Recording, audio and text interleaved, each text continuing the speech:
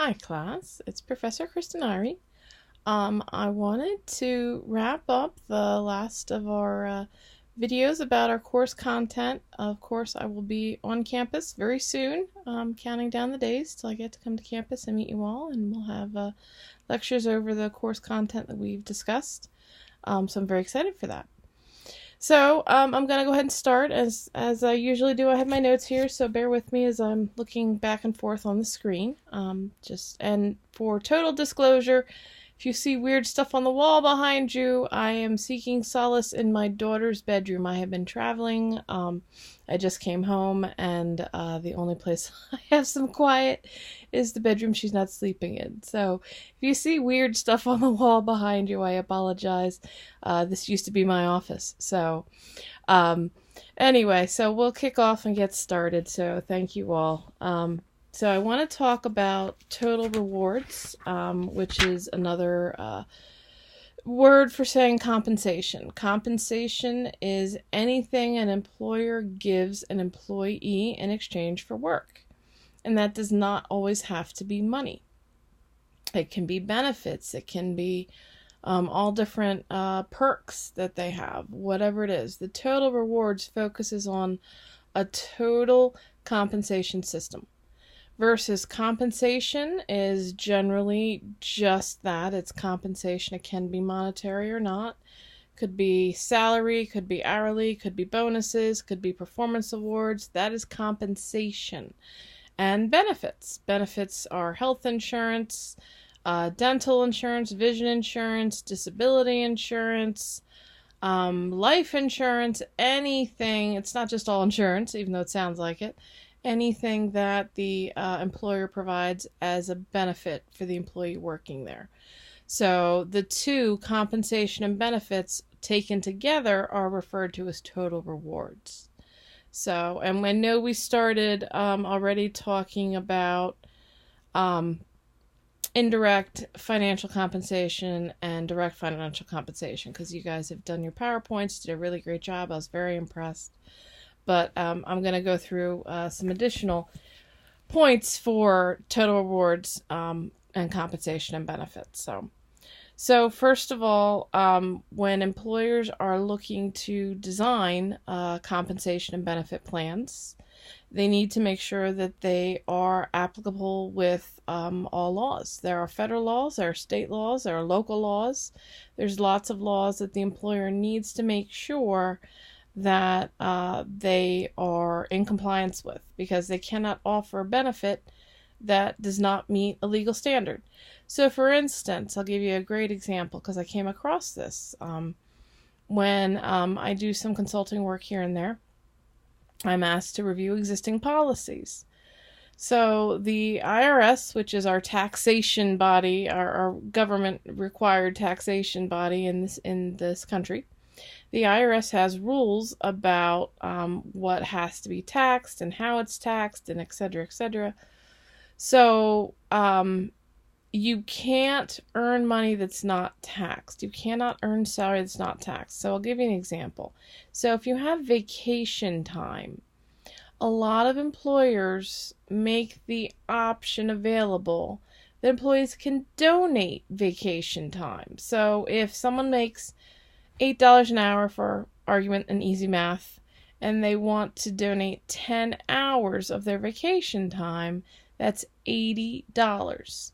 So they can donate $80 worth of vacation time in certain circumstances. So they can donate to, if the employer sets up a fund, they can donate the 8 hours of vacation time at whatever the value was or is for the vacation time, and the employer can put it into a fund that other employees, when they run out of vacation time because they have a medical emergency, they can pull from that vacation fund. But it's not as simple as a one-to-one exchange. So if the employee donates 8 hours and they make $10, it's $80 worth of compensation. If the employee who needs to use the fund makes $10 an hour, then out of that fund they would only get 8 hours, because it must be equal to what is going in and what is coming out. And if it is for medical, the Internal Revenue Service, the IRS, allows employers and employees to set up a system like this. But when the employee who receives the donated vacation time, they receive 8 hours instead of 10 because they make more, they're the ones who are being taxed on it. The person who's donating it is not being taxed on it. So there's a lot of regulations involved, but there's also stipulations as to how this vacation time can be used. So if an employee donates their 10 hours, then they have to donate it to a fund. They can't just transfer it to an individual, and the individual must have a process to apply to get the money. But I've come across an employer when I came in, to audit what they were doing.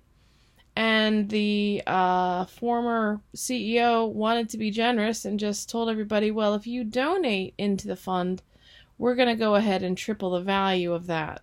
So that if you make $8 an hour and you donate 10 hours, you're actually going to donate $240 instead of just the $80. Well, that's a lost compensation, meaning that there's money there that's not being taxed in between. It's just magically appearing. That's against the law. That's very illegal. The IRS does not like that. The government does not like that, and it's not allowed. So that's what I'm talking about. Employers can't just go in and voluntarily or unilaterally decide that they want to change whatever is existing without looking at the laws. They have to make sure that they're compliant with all the laws. They also have to make sure that, most of them are businesses to make money. There might be some nonprofits or some government, but they need to make sure it's cost effective to the organization. They can offer all the benefits in the world, but if it costs them too much, it will create a problem. So, for instance, everybody knows that, I guess about 10 years now we're going on, really, that GM, the car manufacturer, filed for bankruptcy 10 years ago. Something we'd never thought we'd see in this world, that a huge organization like that would file for bankruptcy. Part of the problem is that they had what are called legacy benefits. When someone retires from an organization, generally their benefits end. Now, there's unions and things that, go, and that's part of the reason that GM went bankrupt, is that when people retired from GM, they still kept all their benefits, and GM still kept paying all those benefits. So they got to a point where they had billions of dollars in outstanding obligation to pay for retirement health care, not even including current employee health care.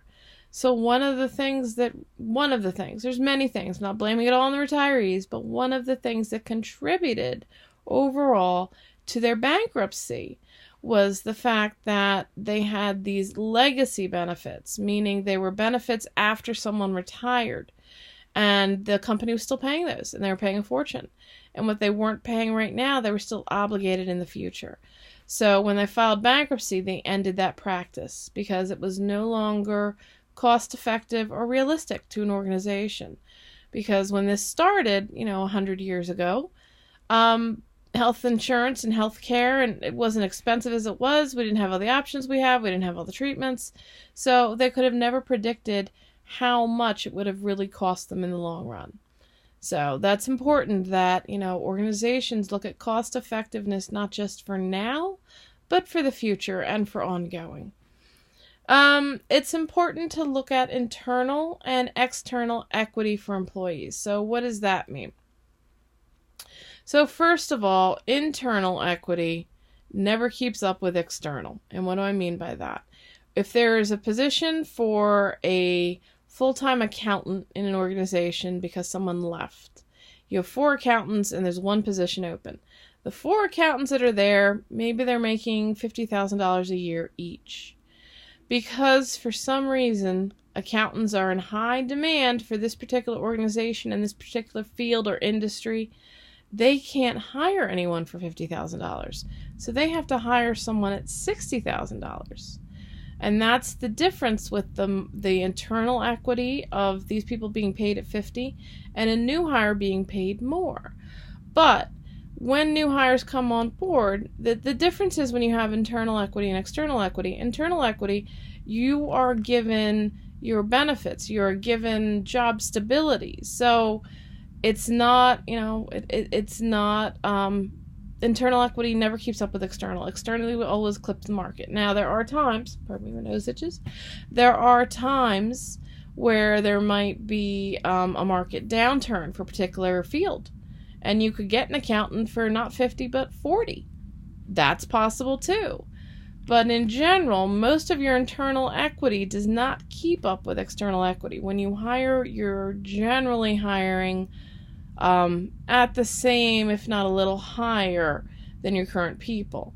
And if someone's been in their job for 5 years, that doesn't seem fair. But the way the market works and the way internal and external equity work, that's what ends up happening. So when we're talking internal equity and external equity, we're talking about what are the salaries internally in comparison, and then we turn and look at what the salaries are externally in comparison. So that's internal and external equity. It's important to make sure that as an organization, you're choosing the best mix of benefits. In order to do that, you also need to be familiar with your population. Not everyone wants the same benefits. Not everybody values the same benefits. Older employees may like the idea of having really good health insurance and really good life insurance and, good benefits they can't get on their own in the individual marketplace.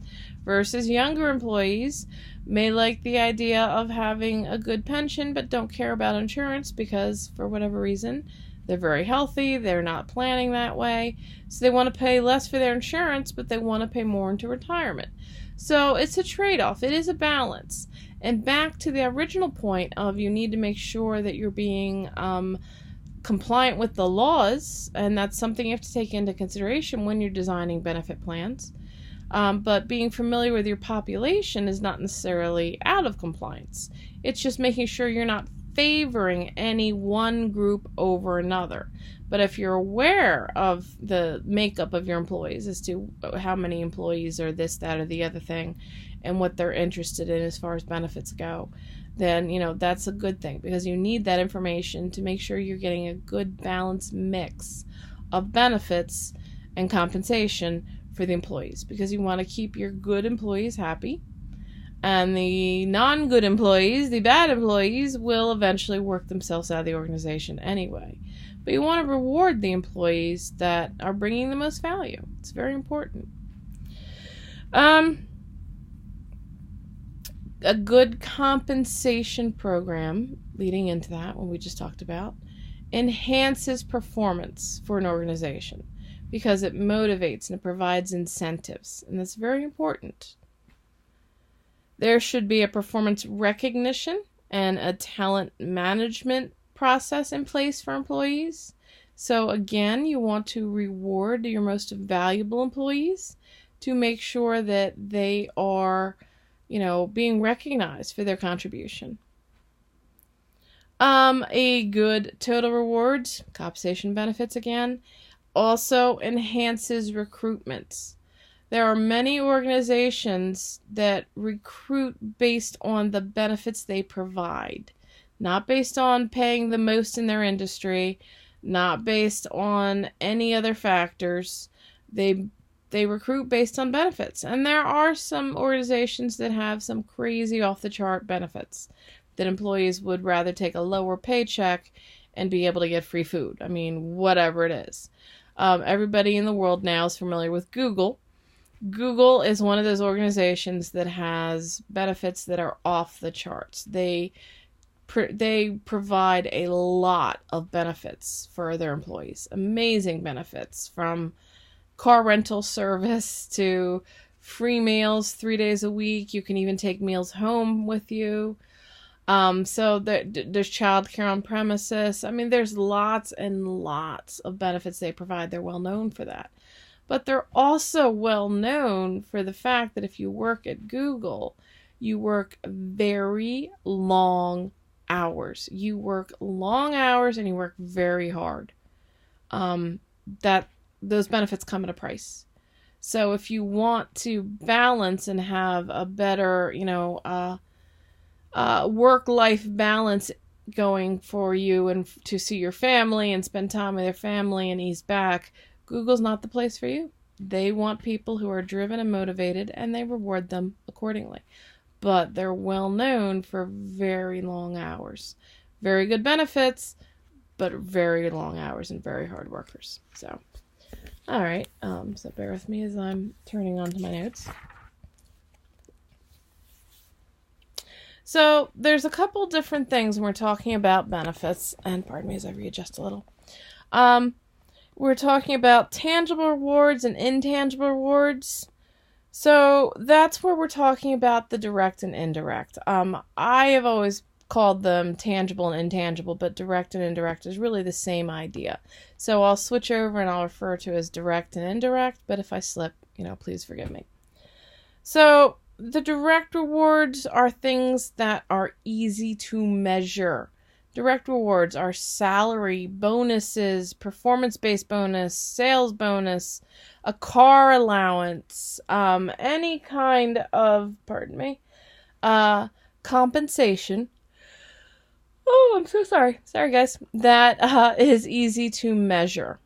So that is a direct financial reward, direct financial incentive, direct financial compensation. Indirect compensation, and we talked a lot about this, is anything else. It's anything that is not, a direct measurement. So it's not salary, it's not bonuses, it's not these things, but it's things like benefits. So while you can calculate up how much your health insurance costs, it's still an indirect benefit because it's not like if the organization is giving you $500 a month cash for you to go buy insurance. That would be a direct financial compensation. It is indirect because they're giving the money to the health insurance on your behalf. So that's an indirect type of compensation. Retirement, same thing. They're not giving you cash to go invest in retirement. They're giving the retirement fund, or whoever they've selected, whatever the plan is, they're giving them the cash on your behalf in an account for you. That is an indirect financial compensation. So, and I'll talk a little bit more about those, but the idea is, and what you need to be aware of, direct versus indirect, the main thing is direct is easily measured. You can see what the dollar amount is. You can see what the outcome is. You can see whatever it is. Versus your indirect is not so easily measured. Now, employees like indirect because they get benefits, they get rewards, they get things. And even when you're talking indirect, you can be talking about promotion, a title change, or a title enhancement.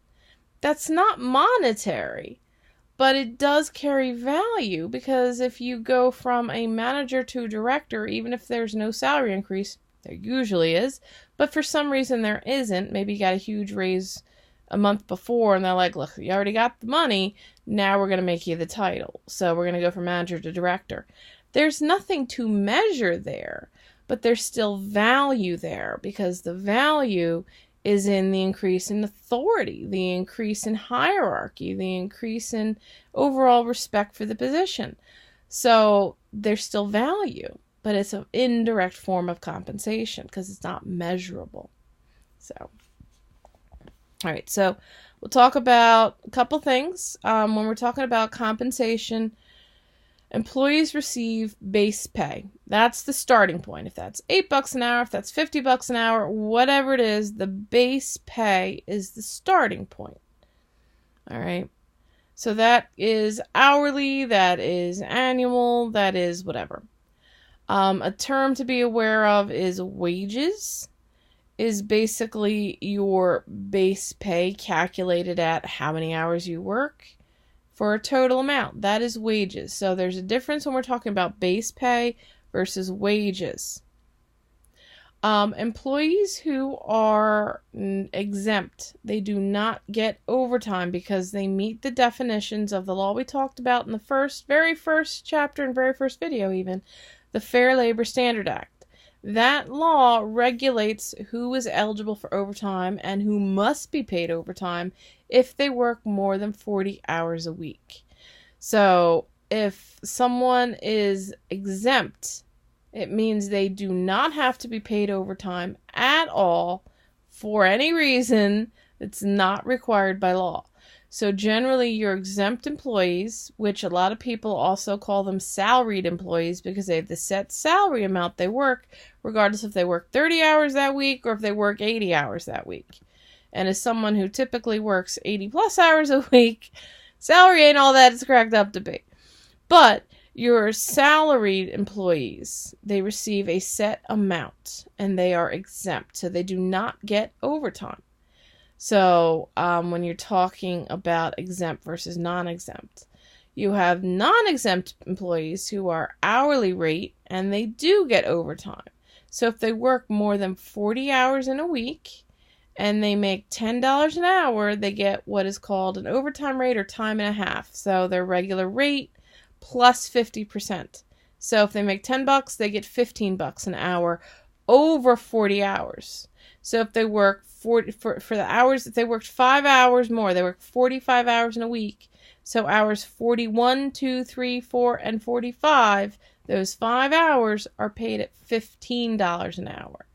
So it's a way, and the Fair Labor Standard Act goes back to the 40s, but it's a way to ensure employers are not abusing their employees. And at one point, we still do, right? But at one point in this country, it was an epidemic of employers just taking advantage of people, especially during the Great Depression. If you know anything about our history, the Great Depression was a time in our country where we had an economic collapse. People went homeless, banks folded. So people were working for 50 cents a day, not even an hour a day, because they needed the money so badly, and employers took advantage of that. So to not go back to that time, we have safeguards in place, like the Fair Labor Standard Act, that employers cannot go around. They have to pay a fair wage, and they have to pay for overtime for most employees, not all. There are some exceptions, the difference between exempt and non-exempt. So we'll talk a little bit about that as well. So we have base pay, we have wages, we talked about salary. We also have variable pay. So variable pay is pay that are based on bonuses, incentives, equity awards. Variable pay is very common with sales. It's commission because employees are paid based on how they perform, how much they sell. That's a type of variable pay. So, for instance, a real estate agent may only make $20,000 a year in their base pay, but they get a 6% sales commission, so they get $6,000 every time they sell a $100,000 home, or $12,000 if they sell a $200,000 home. So 1 month they could be making $40,000 because they sold so many homes that month, or the next month they could be making $6,000 or $2,000 in addition to whatever their base pay is. So it's a variable system. Sales and commission is a variable system. So it has variable pay. All right, so just to review, because now we talked about it in our first video and in our earlier, so sorry, that's what happens when you get old and tired. But we also talked about it in our earlier course chapters. So the Fair Labor Standard Acts, also are called the FLSA by its initials, sets minimum wage. It prohibits child labor. There are certain requirements that if a child who is 14, 15, 16, 17 wants to work, they can. And there's also state laws they have to meet too. But under the Fair Labor Standard Act, there are limits as to how much they can work every day and what hours they can work. So the Fair Labor Standard limits any abuse potential for child labor.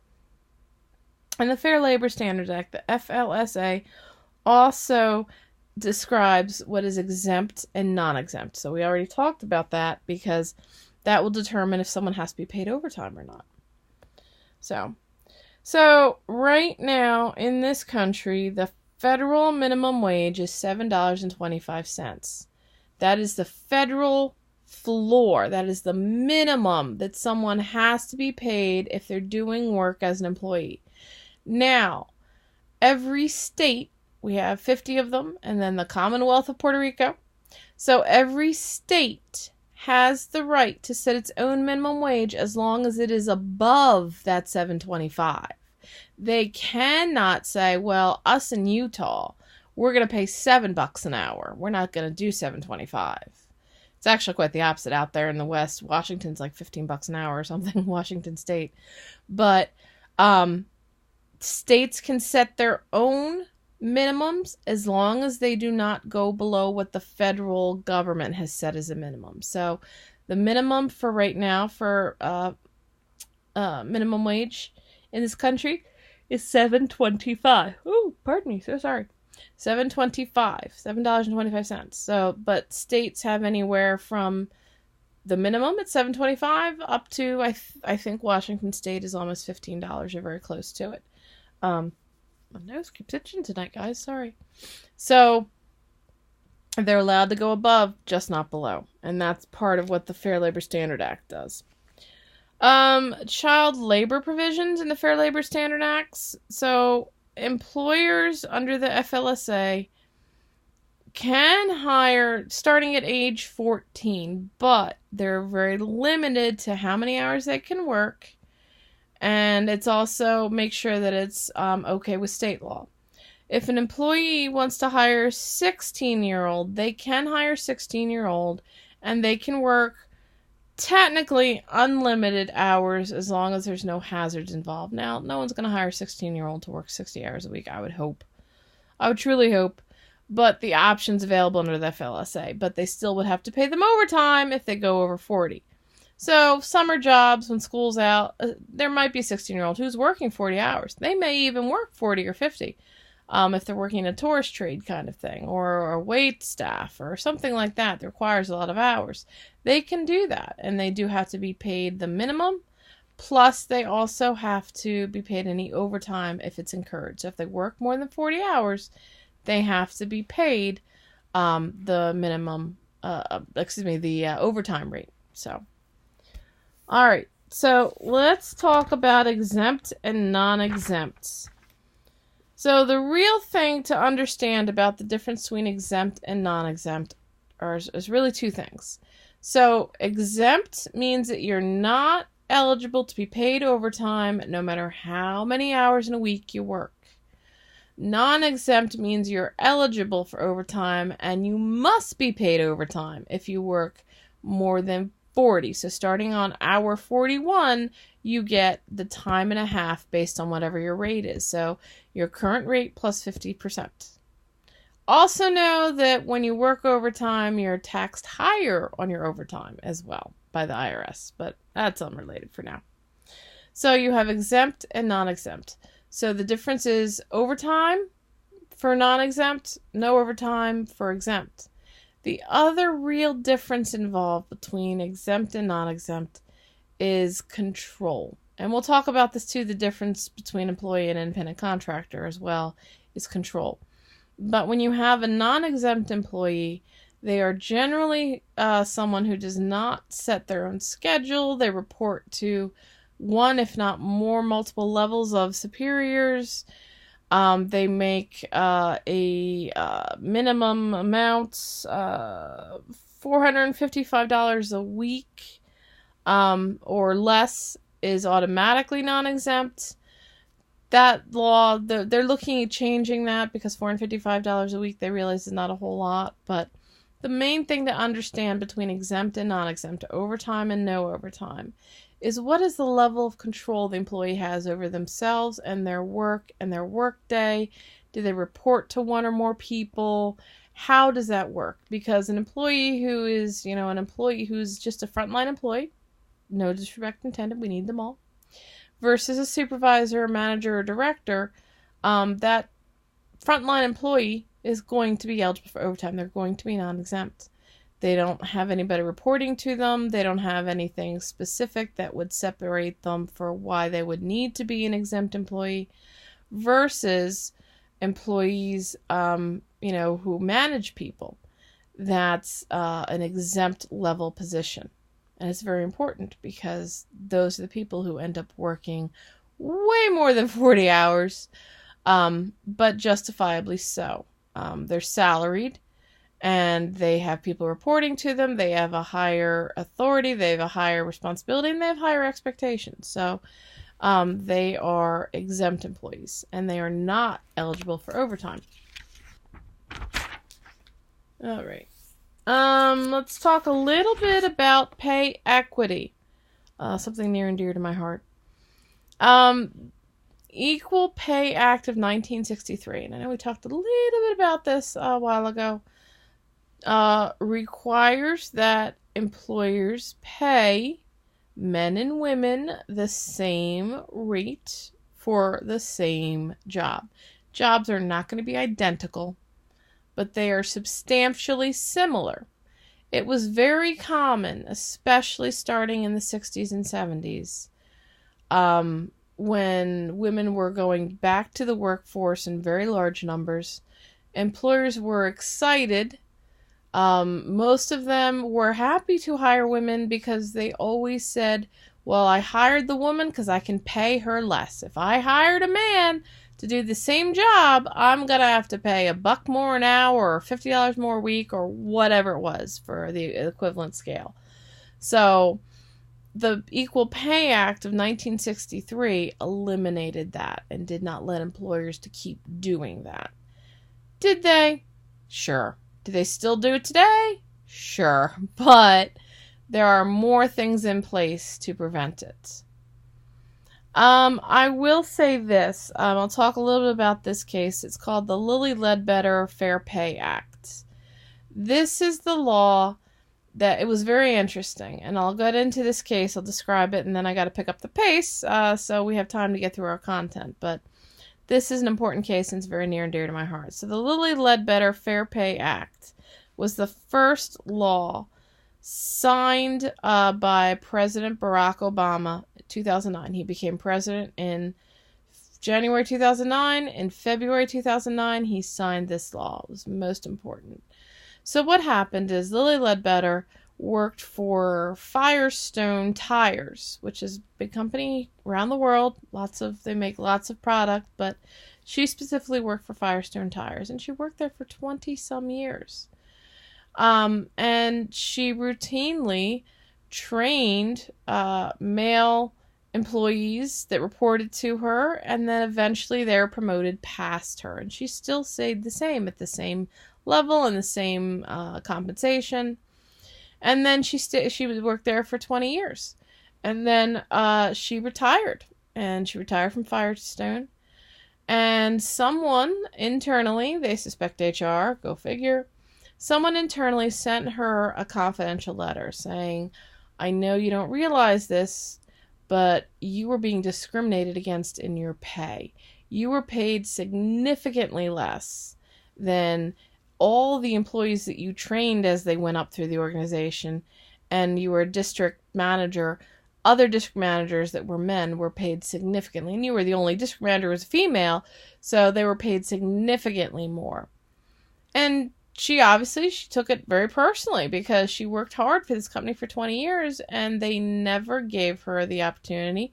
They never gave her the equity to be on par with her male counterpart. She should have been making, and she had no performance issues. They raved about her performance. They were very happy with it. So there were no issues like that they could justify and say, we paid her less because she did less. And that was not true, and they knew it. So what ended up happening is she sued, of course, and she sued, and the case went all the way to the Supreme Court of the United States. And Firestone was arguing that, okay, we discriminated against her, but we did it 20 years ago. So your ability to sue was only 6 months from the time you were discriminated against. And that was when we made that first pay increase to everyone but you. So they admitted to discriminated against her, but they also said because it was so long ago, the statute of limitations that we talked about in that first night, we talked about laws and compliance. The statute of limitations says you only have 6 months to bring a lawsuit if you're discriminated against in this kind of situation based on pay equity. And she says, no, but you paid me all these years and you paid me lower every single time. Every time I got paid and I got a paycheck, I was paid less. Therefore, I was discriminated against every single time. So it went up to the highest court, which is the Supreme Court of the United States. And for whatever reason, they all agreed that Firestone discriminated against her. But it was, in fact, 20 years ago and she could not sue because the statute of limitations had run. She had 6 months to first bring it up, which she knew nothing about. And because she didn't know, she didn't bring it up. So they decided, the Supreme Court ruled in favor of Firestone. Well, Congress was outraged. The president was outraged. The public was outraged. Everybody's like, that is ridiculous. How could she bring a claim if she did not even know she was being discriminated against? And what ended up happening is President Barack Obama signed the Lilly Ledbetter Fair Pay Act of 2009. And that law states that every time someone is paid, if they are being discriminated against in pay equity, they're being paid less because of their gender. So a woman is being paid less simply because she's a woman and not a man. Every single paycheck starts a new clock where you have 6 months to run, 6 months to bring a claim against the organization based on the date of your last payroll. So if you get paid on December 15th, you have 6 months to bring a claim. But if you also get paid on January 15th, you have 6 months to bring a claim. So there are opportunities every single time someone receives a paycheck. If they are being discriminated against, then they are able to bring their claim based on that 6 month time frame. So it was a very important law because it really changed how we did things in this country and how we looked at pay equity and fair pay amongst gender. So, all right. I'm going to talk briefly about independent contractors, and then I'm going to get it moving because we're just past our halfway point, and I want to keep on target and cover possibly as much as I can because there is so much. Now, we'll go over a lot, obviously, when I'm on campus, and we'll go over all the lectures. I'll go over a lot of content, so I hope you're prepared for some learning because we have a lot of content that I'm preparing for in the lectures coming up, but it's just a little taste for you guys. So talking about an independent contractor versus an employee. So we have two classifications of workers in this country. We have an employee who is hired by a company, paid by a company, gets benefits from a company, is taxed on their salary or their paycheck is taxed. That's an employee. They go to work, they do the same thing. They have requirements, they have obligations, they have timelines, they have, there's controls in place, they report to someone, regardless of who they are, they report to someone in the organization. The difference is you also have the classification of independent contractor. An independent contractor can be a consultant. So, for instance, I may work full-time as an employee, but I do consulting work on the side. I draft handbooks, I review handbooks, I provide information and policies, whatever it is. But I'm not an employee of the companies that hire me. I am a consultant, so therefore I'm considered an independent contractor. They do not have to pay benefits. They do not have to withhold taxes. I still have to pay taxes when I go to file my tax return every year. But the organization does not have to do everything they do if I was an employee. I submit them an invoice that says I work 20 hours. You're paying me, $10 an hour. So here's my invoice for a total of $200. And trust me, I get a lot more than that. I would not work for $10 an hour as an independent contractor. It's not worth it. But for ease of math, because I'm not good at that, $200, here's my invoice. I'm submitting it to you for payment. They collect my information. They make sure they have it because they have to send me at the end of the year information about how much they paid me so that I can file my own taxes. But I'm an independent contractor, so they just send me a check like I'm a vendor, because I am, and I take that check, and that's my money. At the end of the year, I have to file my taxes, so I have to report how much they paid me, but as an independent contractor, not an employee. So it's important to understand the difference. And again, when we talked about exempt versus non-exempt, we're also talking about the same thing for independent contractor. We're talking about control. An independent contractor is not an employee, so their status of exempt versus non does not matter, because they're just paid whatever. They can work 400 hours in a month. They can work 60 hours in a week, whatever it is, and they're just paid an hourly rate. There's no overtime because they're not an employee. So a couple things I'm going to go through and read the list here, because the organization that decides who is an independent contractor versus who is an employee is the IRS, the Internal Revenue Service. Again, they pop up like a bad penny. They're all over the place. The reason is because an employee is taxed differently than an independent contractor. So the organization needs to know which one is which to make sure they're paying their taxes correctly. So the IRS has a list. And I will tell you this, there's no minimum number of the list. The list is the list. So there could be 4 things on there that meets the definition. There could be 15 things on there that meet the definition. It's difficult to say that only one would be okay, the person independent contractor. But if you start having a couple different things from the list that meet the requirements, it's pretty safe to say the person's going to be an independent contractor. All right, so when we're talking about independent contractor, they have control over the work they do. They decide when and where to do the work. They decide what tools or equipment to use. They use their own tools and equipment. So for instance, and pardon me guys, I have to adjust for a second.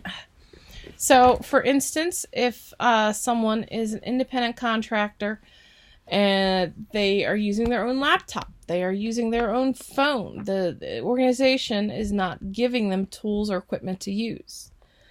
They decide where to purchase any supplies. They decide what order or sequence to follow when performing the work.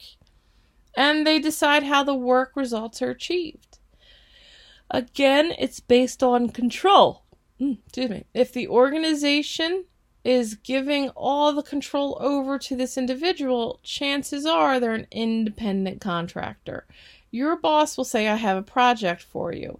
Here's the deadline. Here's the guidelines. Here's the parameters. Here's who you're going to work with. Here's your resources. Here's the supplies you need. And here's the specifics outlined. For an independent contractor, the organization may have a contact person. So maybe your boss works with independent contractors. Very possible. I work with several. But here's the information. Here's the project. Here's what I want the outcome to be. And that's it. You deal with it. So if you want to do your work, like me, after your kids go to sleep, you work in the overnight hours, then that's fine. If that's how an independent contractor does their work and the consultant does their work, is they work in the overnight hours, they have their laptop, they have email, they have whatever they need, perfectly fine. Now, if you say to your boss as an employee, I don't want to work during the day anymore, I'm going to work when everybody's asleep, and I'm not coming into the office anymore, you're probably going to have a problem. You're probably not going to have a job.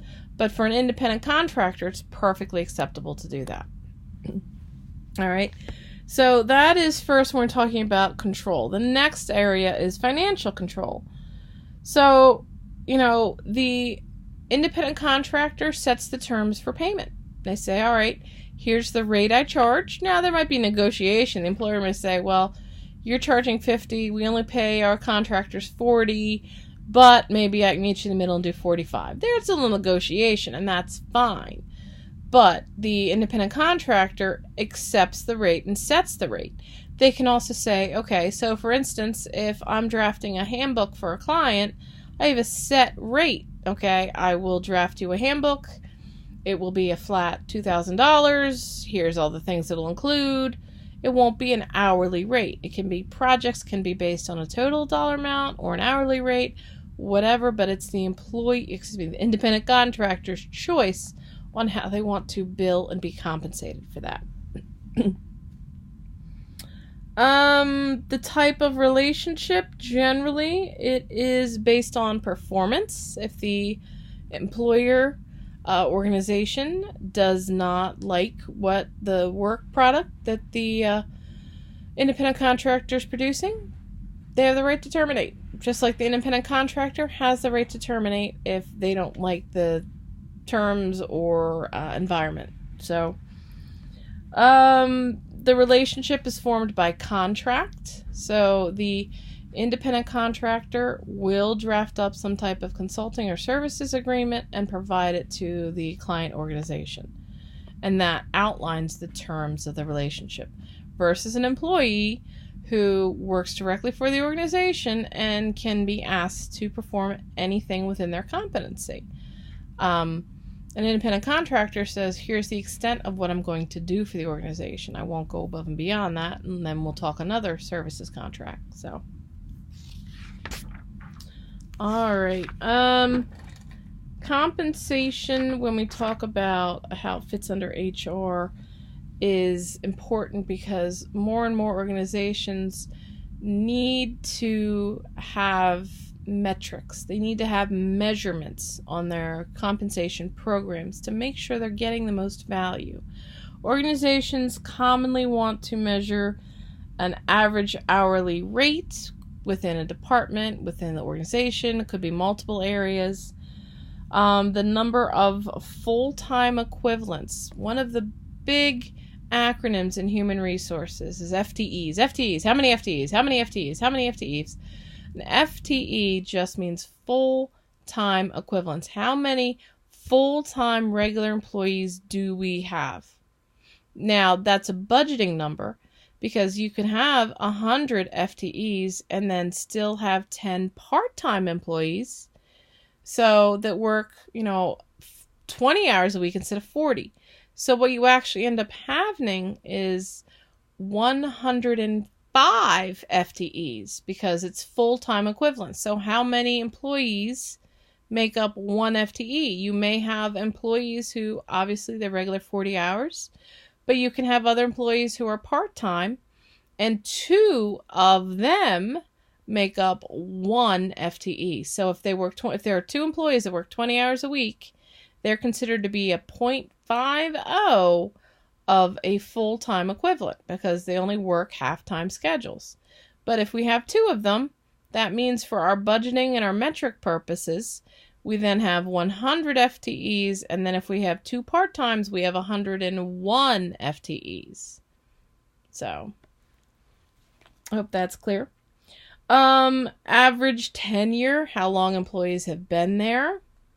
Average comp ratio, how much, calculating compensation ratios for employees. What is the benefits mix? So what is salary versus benefits? How much we're paying for benefits.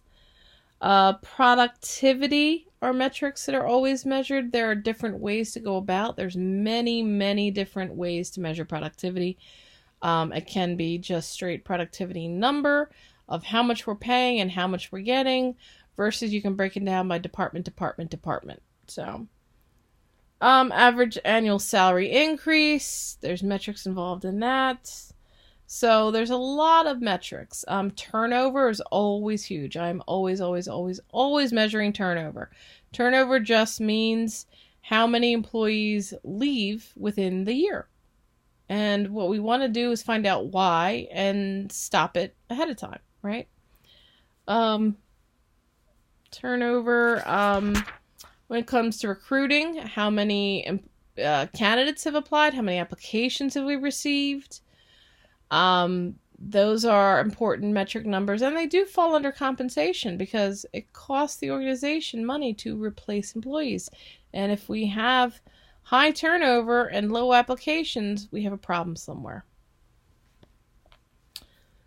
We talked about internal and external equity. We talked about pay equity. You have a couple different options. When you're putting together a compensation strategy or a compensation performance plan, employers have different methods that they can say, this is our compensation focus. This is what we want to do. They can what's called lag the market, lead the market, match the market, or basically internal options. So I'll get into that in a little bit, but I want to focus on lag, lead, and match. So obviously an organization that lags the market is generally not able to pay more. They have to decide if they want to look for employees with a little lower experience or expertise because they can't afford to hire the ones that have the highest level expertise. So their philosophy is we're going to lag the market. So we're not going to be the highest payer in the market. We're not going to pay for the best talent. We're going to pay for the best fit, and we're going to pay for what we can afford. So if we're hiring someone, we're going to target people who have less experience, maybe good education. So maybe they're fresh out of school and they have less experience. Generally means if they have less experience but decent education, you can hire them at a little lower than you would if someone who came out with 10 years experience and 3 degrees. So that is a lag the market approach to compensation. Lead the market is we're going to throw everything we can. We are going to be an employer of choice. We're going to offer the best salaries. We're going to offer the best benefits. We're going to offer the best vacation time. We're going to pay above market. So if the going rate to pay an accountant with 5 years experience is $60,000, we're going to start looking for people that we're going to fill that position at $70,000. We're going to lead the market. We're going to pay higher because we're going to demand more. We want more experience. We want better candidates. If we pay more, we can get more. That's a lead the market strategy. Match the market requires a lot of research. So if we know an accountant might make between 40 and 60, we're going to target $50,000.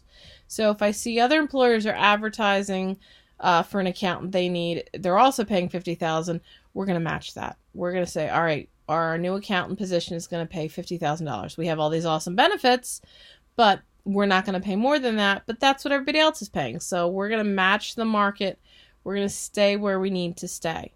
So that's what the difference is. Employers can change their approach depending upon the position, depending upon the demand the position might be in, because we have cyclical employment. There are times where a specific position is in very high demand, very high demand. You know, they're getting the highest salary, the best benefits, the best offers right out of school. And there can be positions that are not so much in high demand. And we think about technology and automation. There are positions that are slowly being phased out. So, for example, cashiers. There are so many retail stores, including the Walmart down the street from me, that have self-checkout. They don't require cashiers. It might be one person who's looking over the 6 different self-checkout booths to make sure there's no criminal activity, nobody's stealing anything, nobody's having any problems, the computers aren't going crazy. But beyond that, that used to be a position that had 6 cashiers. It's now one person watching everybody pay for and check themselves out. So the idea is that that's not going to be a high demand job. So it's not going to be a high paying job. So if you have a higher expertise and you're requiring a higher expertise for position, but your approach is to lag the market, you're going to have some issues. You're going to have to spend more money in training because you're not hiring at the equivalent of what you need for skill set. because you're not paying enough to get the higher skilled. Now, there's not anything wrong with that. There are many organizations that say we're going to focus on other things. We're going to focus on the indirect, and we talked about the intangible. We're not going to focus on the salary. So, that's the difference between the lag the market, lead the market where we're paying everything, and match the market. So let's talk a little bit about global compensation, and then we'll wrap it up. And then I'm certain if you guys also, if you have any questions, you're always welcome to email me. And I think my photo froze in a very unattractive way, but we'll just ignore it and keep going. Sorry, guys. So for global compensation issues, so you can have employees who are domestic. They work in this country where they live, where the organization is based. That is a domestic employee. You can have a home country, you can have a host country, and you can have domestic. So when we're talking about home and host country, we're talking about expatriates. We're talking about people who are living and working in a country they are not originally from for an employer. So the home country is the home country approach, basically for an expatriate means that their salary, their standard of living is equivalent to whatever their home country is. So if I leave the United States and I go work in Germany, the organization I'm working for is going to set up my compensation and benefit structure to be equivalent as if I was working domestically in the United States. That's the home country approach. Host country is where the compensation is set as the same level as the workers in the country where they're based, where they're working. That is the host country approach. So if I am living and working in Germany and they're using the host country approach, then my compensation and benefits package are based on my coworkers that live there domestically. There's different reason employers may want to choose different approaches.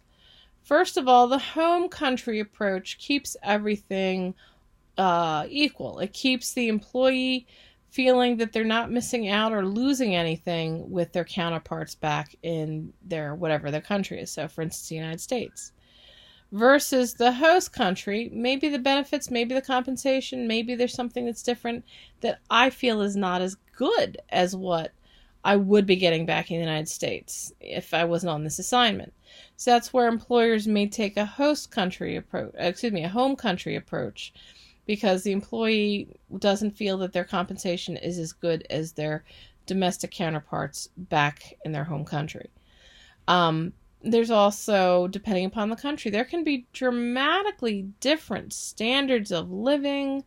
The cost of living can be dramatically different.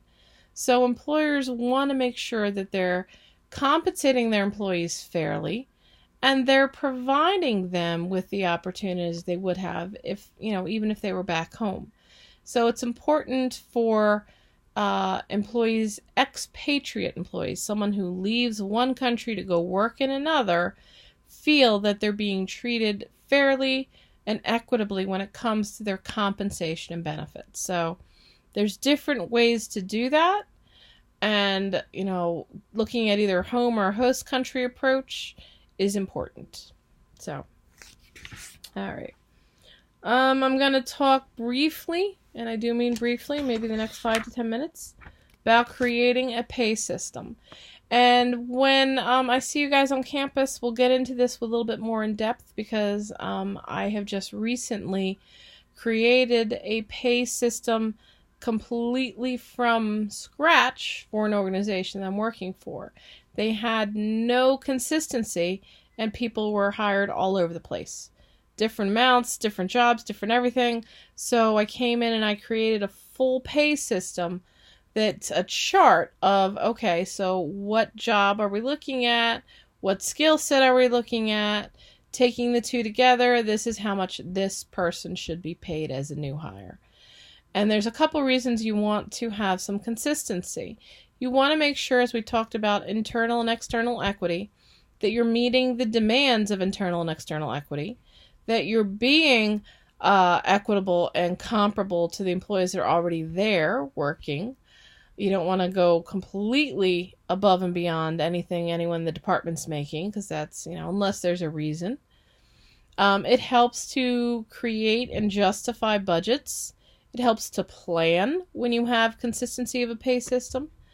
Those are all important factors that, you're controlling pay, but you're also making sure that you reward your employees who are delivering the most value.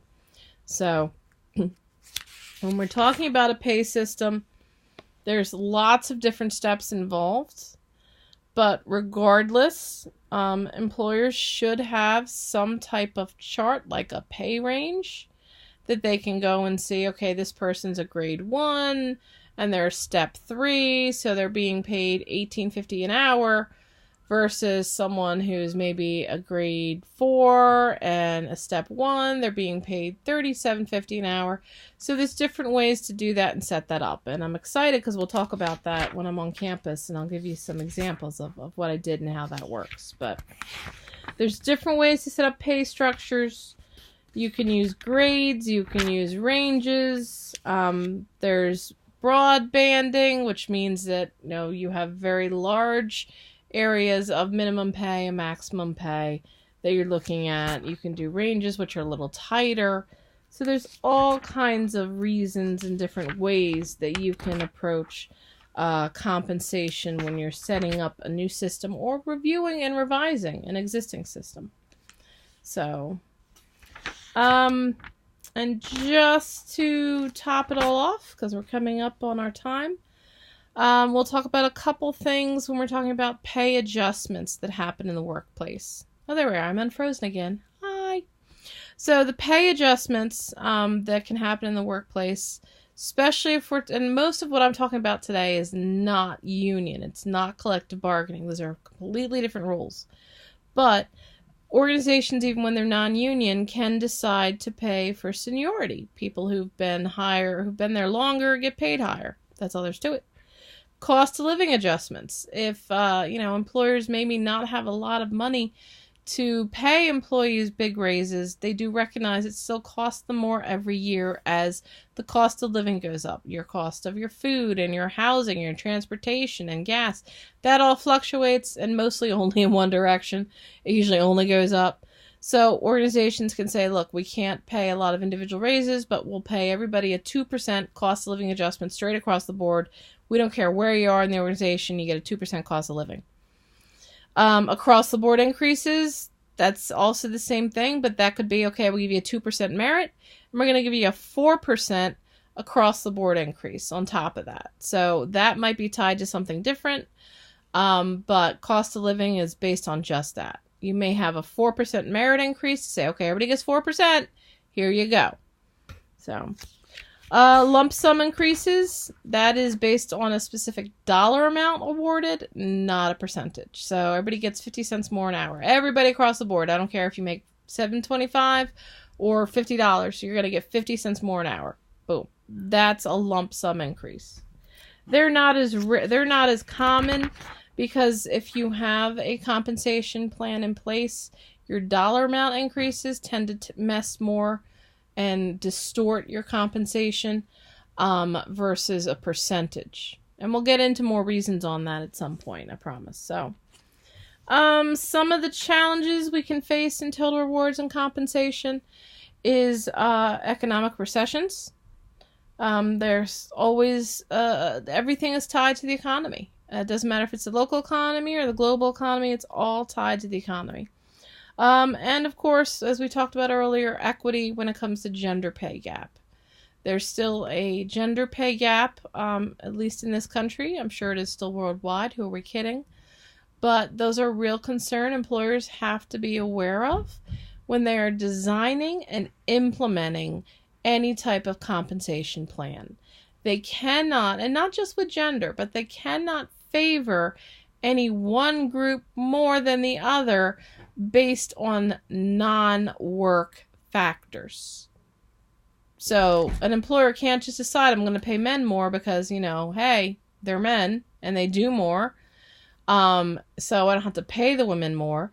Obviously, example of gender pay. So when an employer is designing a compensation program, they have to be very aware, and going back to that first thing we talked about, compliance with the laws. Gender pay equity is just one of them. Unfortunately, what happens with gender pay equity and others is that it's not real blatant. It's not real obvious. The employer doesn't even realize they're discriminating sometimes. And that's when they get in the most trouble. So it's important when you're designing a compensation program that you're looking at all the factors of who's impacted and making sure that people are impacted equally.